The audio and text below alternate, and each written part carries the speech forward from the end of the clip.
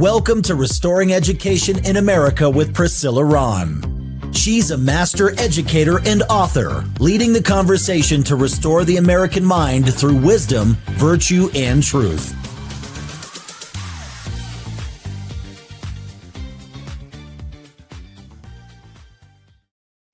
Welcome, everybody, to Restoring Education in America. I'm Priscilla Rahn, your host, and I'm so glad that you've decided to join me in the conversation today. I am so excited to share my special guest with you. She is my dear friend, Miss Katie Gorka. Welcome, Katie. Hi, Priscilla. I am so happy to be here, and I'm so excited that you're doing this. I think this is great. Thank you. Every time I get to talk to you, I am so inspired, but I want to introduce you to the listeners. So I'm going to share your bio really quickly. Katie is the executive director of the America 250 Civics Education Coalition at the America First Policy Institute. She served in the first Trump administration at the Department of Homeland Security. Then she served as director for civil society at the Heritage Foundation, working with parents around the country to regain control over their children's education. From 2009 to 2014, Katie served as executive director of the Westminster Institute, where she worked closely with law enforcement on combating terrorism. She then continued that work with her husband, Dr. Sebastian Gorka, as president of Threat Knowledge Group, providing counterterrorism training and expertise to the FBI, Special Operations Low Intensity Conflict, Joint Special Operations University, Special Operations Command, and the Counterterrorism Technical Support Office. She is the editor of the book, Fighting the Ideological War, Winning Strategies from Communism to Islamism, and co-author of the book, Next Gen Marxism, What It Is and How to Combat It. I'm so excited you are such an inspiration. So thank you again for carving out some time to talk to me today. Well, I'm excited because it's a favorite topic. And I think especially right now, the fact that we are about to celebrate the 250th anniversary of the Declaration of Independence, plus the fact that President Trump is our president and we have a great Secretary of Education in Linda McMahon, it's just an incredible opportunity to get good content back into our schools and to get the bad content out of our schools. And I know that that's something you've been passionate about as well. So excited to talk about it. Yes, you and I met a few years back through Heritage Foundation, and we were on a panel together and done some really great community work, and I am so appreciative. But I want to jump off this conversation because your book and your work now with 250 work hand in glove. There's so much great content. I would tell people to go and get your book. It's on Amazon, and if you don't read hard copies, you can download the ebook. So, but on page 239, you raise the question, how to save our country, the role of individuals. And I'm going to read a little part of this. Welcome to Story Time with Priscilla. I love it. Okay. Now to the essential and yet difficult question that lies at the heart of this book. How can America be saved? No one magic bullet will get us out of this mess. This self-governing republic is the complex entity filled with millions of complex humans. The deep and bitter divisions that now wreck the country will not be easily healed, nor will they ever be fully resolved. But that is part of the fundamental beauty of the United States as the founders conceived it. It was designed to accommodate diverse viewpoints and beliefs. And then you have this sense of urgency where you say, in the past, socialism failed in America because Americans woke up to its tyranny, its abuse of power, its impoverishment, its scarcity. Before those acting on behalf of the Soviets or China had been able to take over the country's key institutions. Today, we cannot wait for that awakening. And I thought, whoa, that is the foundation of this conversation. When you authored this book, with our dear friend, Mike Gonzalez. He's amazing. Yeah. What did you think would manifest from this book, and what is that connection between today's culture and the education system? Well, I think that there's just been such an incredible wake-up call. The last, especially 5 years, have just been amazing. It was such a transformation for me to go from working in counterterrorism. Really, I worked on national security for probably 25 years.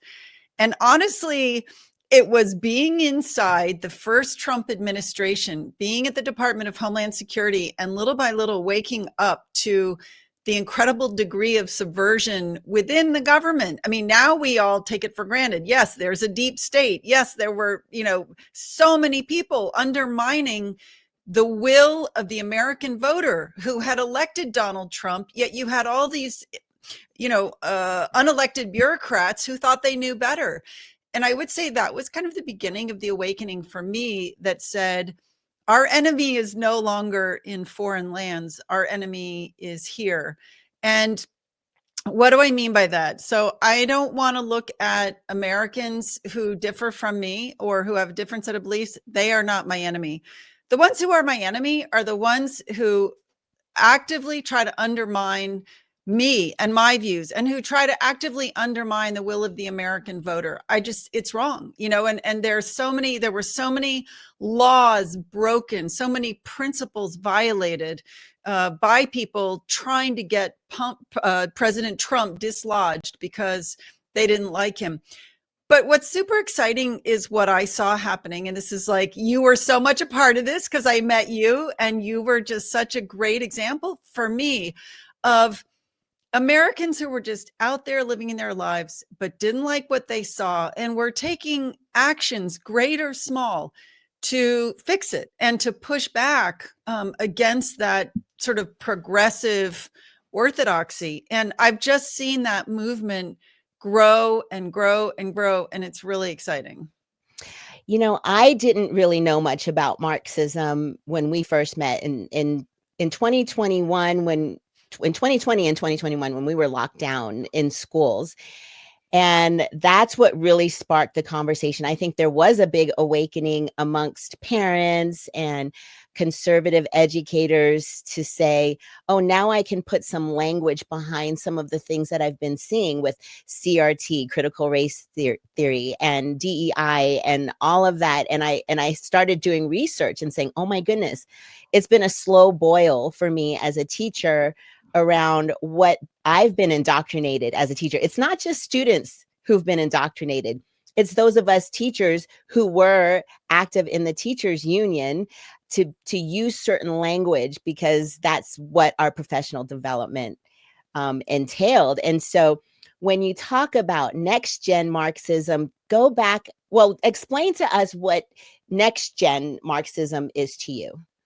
Yeah, so it's really the difference between the kind of, let's call it the original Marxism, right, which was a focus on economic principles, a focus on the economy, and the belief that the revolution would be brought about by people who were, let's say, economically disadvantaged, right, workers. But over history, again and again, we saw workers were not rising up and calling for a revolution. And this happened in so many times in so many places, because the bottom line is workers wanted their jobs.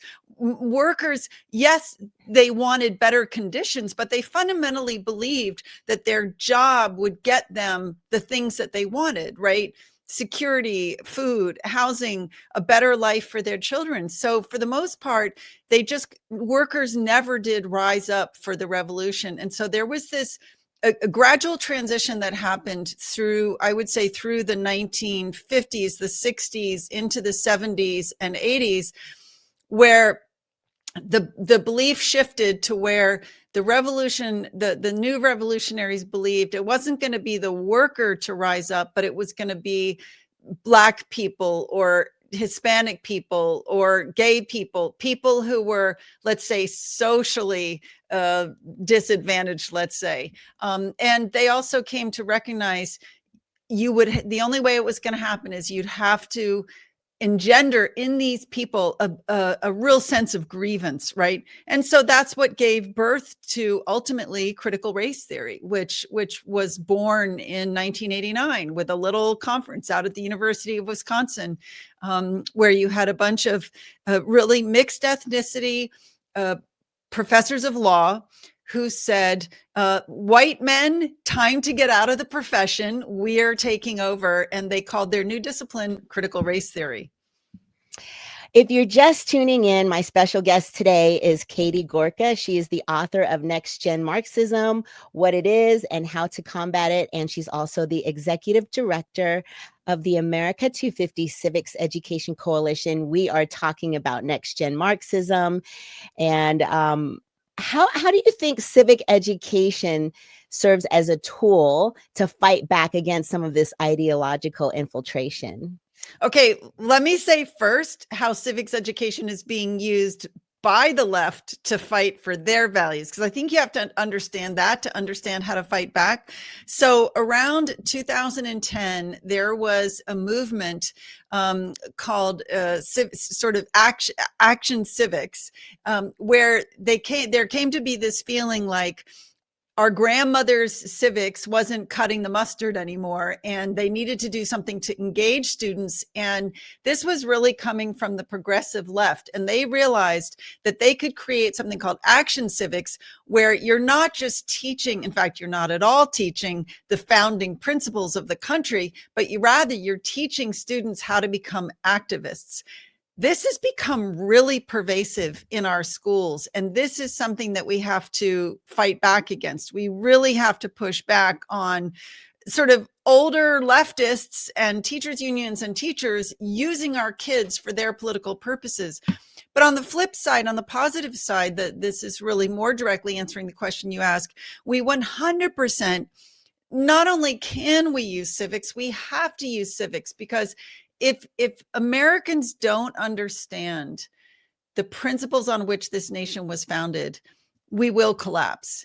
And you got at something when you were in the very beginning, when you were speaking, yes, we have this incredible division in the country, but we always recognize, the founders recognize, there will always be division between people, right? You will never have uniformity of thought or belief.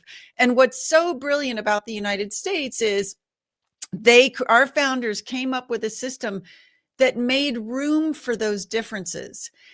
But underpinning that system, there has to be a respect of one citizen of another citizen having that difference of beliefs.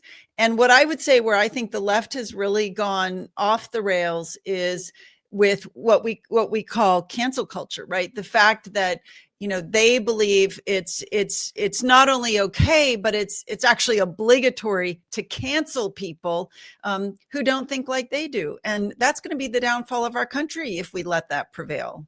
You know what's surprising as I'm watching the news and the elections and the candidates in New York City, even, that we're on the verge of New York City electing a socialist communist person who exemplifies a lot of the things that you're talking about. It's pretty scary. But I saw someone on TikTok say, go ahead and let them touch the hot stove. If that's what it takes for New York City to learn, let them touch the hot stove and they'll learn. But fortunately, we have a little bit of buffer with our amazing president, President Trump. Let's talk about the work that you're doing with America 250 Civics Education Coalition. Talk about the mission and how it ties into our 250th anniversary and our nation's founding. Yeah, so this really originated with President Trump himself. He had a couple of really important executive orders. One was he wanted DEI out of education. And another one was that he really wanted to make sure that we celebrated America's 250th, and that it was something that was celebrated by all 350 million Americans. And this may sound like an obvious thing, like, of course we're going to celebrate it, but it is not obvious at all. So once I came into this position and started talking to people, I found out, first of all, that the instructions the plans from the Biden administration were that the 250th would be commemorated, but it would not be celebrated. Think about that. And if you also look at the last few months, there were a couple of important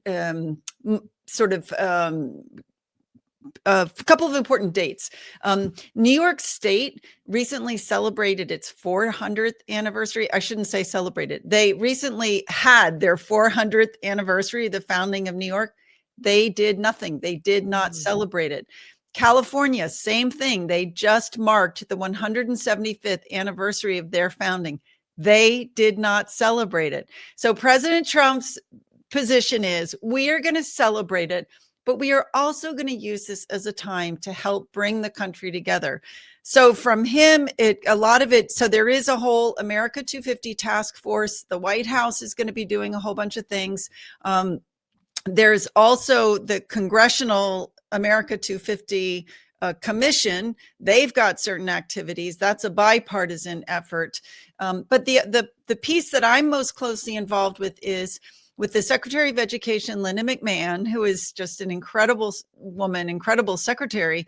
And as you know, part of her mandate is to return education to the states and eventually dissolve the Department of Education. But she also wants to ensure that we use this incredible opportunity of the 250th anniversary to really restore the teaching of America's founding principles, to really restore patriotism. And I will just tell you, I had a fascinating conversation the other day with somebody who's been deep into the civics world for years. And she had made a comment publicly about our coalition. And somebody had described it as a patriotic, we were working to restore patriotic civics. And this woman's comment was, well, that's not a traditional view. And so I asked her when I was speaking to her, what exactly did you mean that wasn't a traditional view of civics? And she said, well, the idea that it would be patriotic.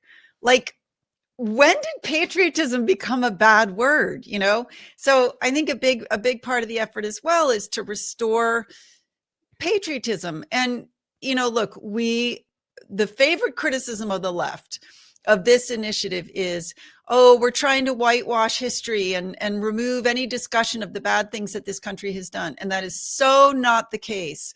I don't know a single group out there, whether, you know, focusing on the history or on civics, that wants to whitewash all the, you know, the failings of this country, right? But let's talk about it openly. Let's learn from the failings. Let's learn from the ways that we've fallen short to continue to strive to be better, as opposed to the outright lies and untruths that are told by things like the 1619 Project or Howard Zinn's History of America, full of lies. We just want the truth to be told. And you know, I think our belief really is, if you know this country, if you really understand it, good, bad, ugly, all of it, you will love this country. Wow, there's just so much to unpack with what you just shared. I mean, as a classroom teacher, you know, I do the pledge in my school. Oh, I love that. And you know what, when someone says, oh, well, we have a lot of students that are immigrants or migrants from other countries. And I say, if they want to become a US citizen, they're going to have to know the Pledge of Allegiance. That's part of their test.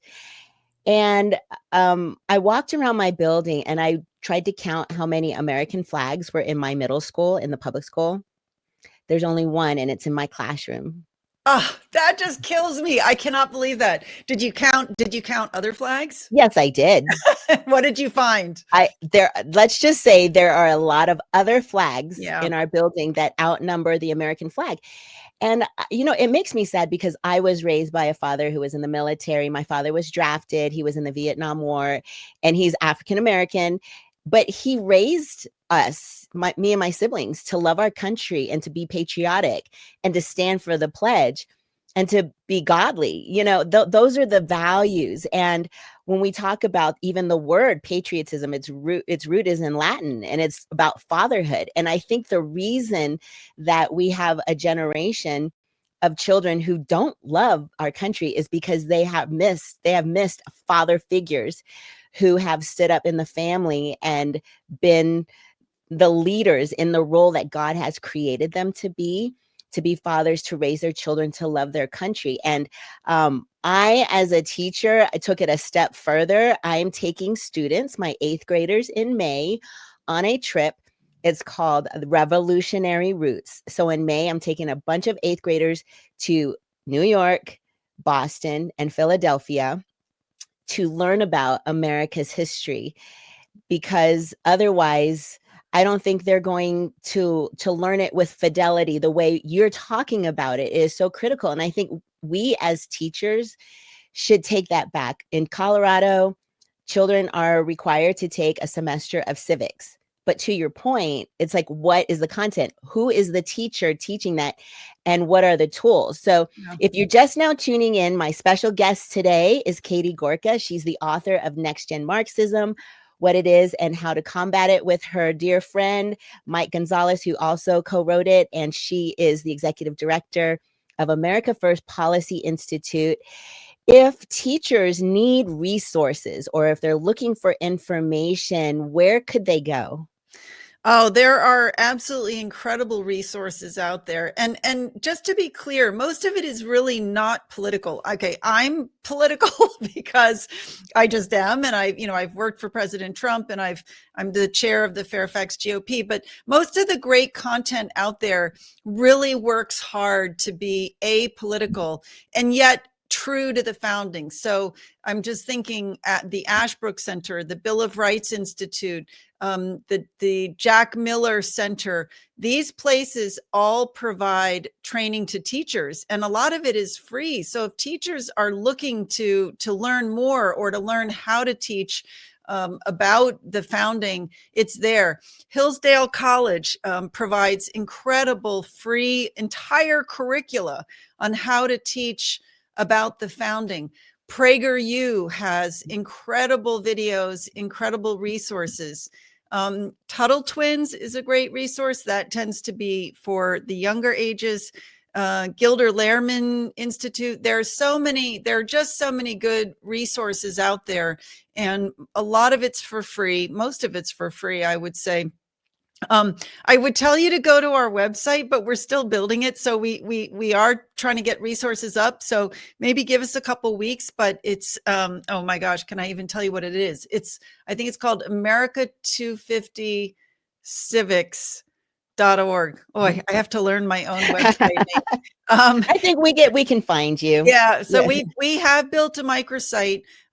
We are starting to have like all of our, coalition members are there. Anybody that's in our coalition is a good resource.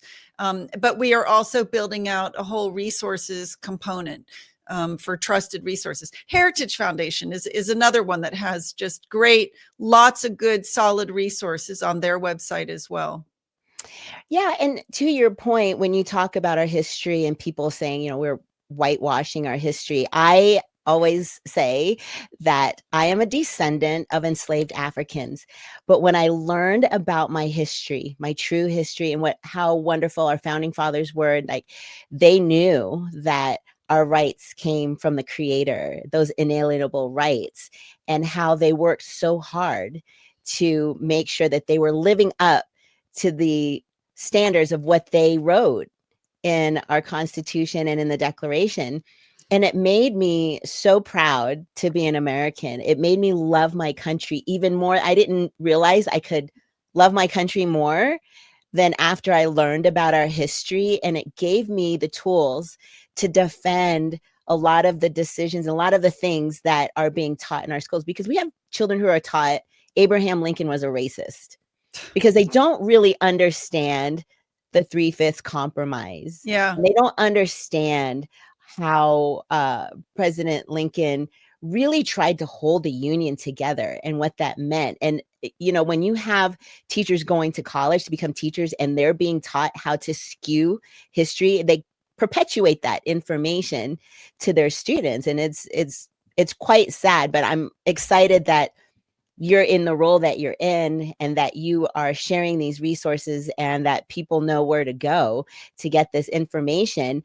Real quickly, tell us what Sebastian is up to. He's now in the Trump administration. Yeah, he is. So he's the senior director for counterterrorism. So that means he's working at the National Security Council, fighting the bad guys. Yeah. And just, I think really loving the job and loving this Trump administration. It's so much different from the first one, which, as I was saying, I think nobody imagined the depth of the deep state and just the lengths that they were willing to go to undermine the will of the American voter.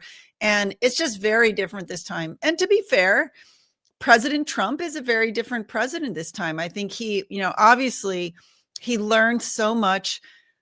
I also think he went through a deeply transformative experience because of Butler, especially because of Butler. And I think he's going to, he is certainly the greatest president in my lifetime. And I'm going to say, as much as I loved Ronald Reagan and as much as I thought, Ronald Reagan was a man of just supreme sort of style and grace, but President Trump is 20 times more effective. And that's what really matters. Like all the niceness in the world. And we know that from President Obama, right? He was so smooth and so polished, but look at the poison that he was spilling into the culture. Yes, President Trump may be a little rough, a little whatever, a little sharp edged. But he is so effective. And I think we have so much to be grateful for that he's our president. Well, Katie, I'm looking at the time and we have to land our plane. I can't believe it. So I'm just so excited that you came on today. And I'm going to encourage people to buy your book on Amazon, Next Gen Marxism, what it is and how to combat it. And to my listeners, I just want to thank you for being on today and listening. Catch me next time. And remember, educating the mind without the heart is no education. So seek wisdom, cultivate virtue, and speak truth. Thanks for tuning in to Restoring Education in America with Priscilla Rahn.